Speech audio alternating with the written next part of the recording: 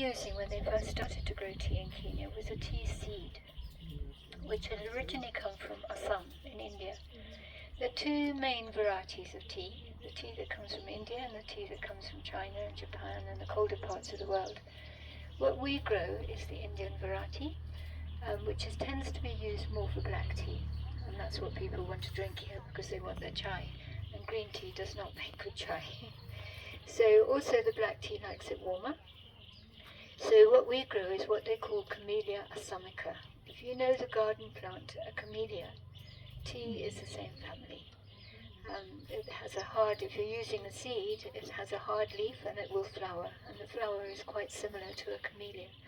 But over the years they've developed a clone in Kenya for a bigger, softer leaf, because everybody's paid by weight. So everybody, and the factory want as soft a leaf as they can get. This tall bush here with dark green leaves is actually tea from a seed. Which is what my not that particular bush, but he planted from a seed, so he was growing tea like that. And then it must have been probably the 50s, late 50s, people were being asked to take that out and start to plant with this, because it's much better and bigger and softer. So basically what we're picking off the bush is we pick it off like that, and this would be your bud, your first leaf and your second leaf. If you have a third leaf here and it's soft, the factory will take it. But normally they'll take it from the bush like that. And then all of this will get used for the black tea. So we pick our tea all through the year. Every 2 to 3 weeks we're back to the same tea bush. It is important for us in that we export 95-96% of what we produce, so it's a major foreign exchange earner. Our tea is a very strong tea, so a lot of our tea is bought at the auction to blend with countries that produce a weaker tea.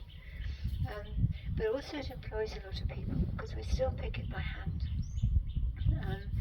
There is a machine that they started to use up in the western part of the country to pick the tea, but it's like a lawnmower and it goes across the top and it takes everything.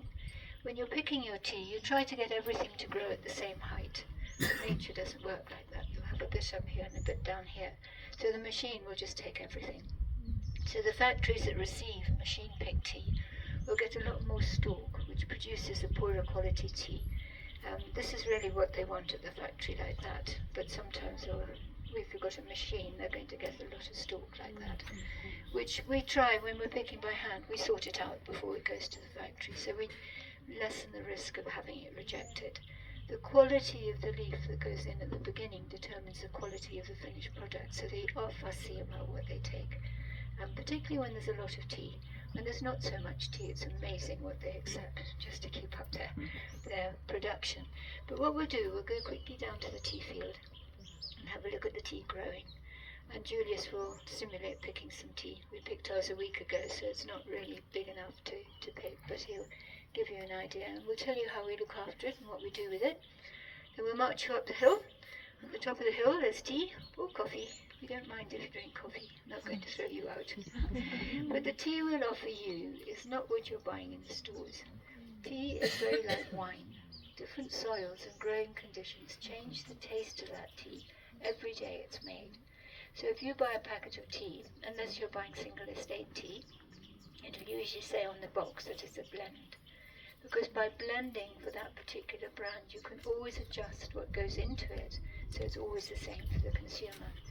What we offer our guests is literally coming straight from the factory. Sometimes it's so strong you could stand a spoon in it, and sometimes it's like dishwater. So we adjust it very scientifically with more water or more tea in the teapot, which seems to work. But when you're buying it in the stores, if you like a particular brand, you'd always get the same taste. And I'm not a tea taster, I'm telling you now. And I grew up here with tea all around me, and I took no notice of it, and I had no intention of doing what I'm doing.